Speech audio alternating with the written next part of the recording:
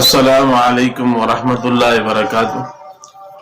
ایک ساتھی نے سوال کیا کہ کیا کوئی ایسی روایت ہے کہ اللہ کے نبی صلی اللہ علیہ وسلم حضرت فاطمہ رضی اللہ تعالی عنہا کے گھر گئے تو حضرت فاطمہ رضی اللہ تعالی عنہا نماز پڑھ رہی تھی اور نماز پڑھتے ہوئے یا پڑھنے کے بعد دعا کرتے ہوئے رو پڑی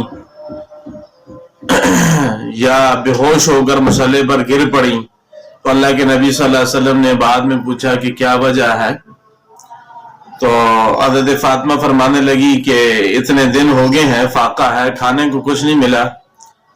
تو اللہ کے نبی صلی اللہ علیہ وسلم نے فرمایا فاطمہ مصلی اٹھاؤ۔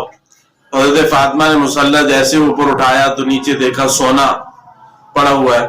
تو اللہ کے نبی صلی اللہ علیہ وسلم نے فرمایا عائشہ یہ سونا ہے لیکن اس کا آخرت میں حساب بھی دینا پڑے گا۔ تو حضرت فاطمہ رضی اللہ تعالیٰ عنہ نے اس سونے کے اوپر مصلی دوبارہ پلٹ دیا اور کہا کہ مجھے ایسے مال کی ضرورت نہیں ہے جس کا کل قیامت کے دن حساب دینا پڑے۔ تو یاد رکھیے بھائی، ایسی روایت کسی بھی مستند کتاب میں کسی بھی مستند سند کے ساتھ موجود نہیں ہے، یہ بس عوام میں مشہور ہے، من گھڑت۔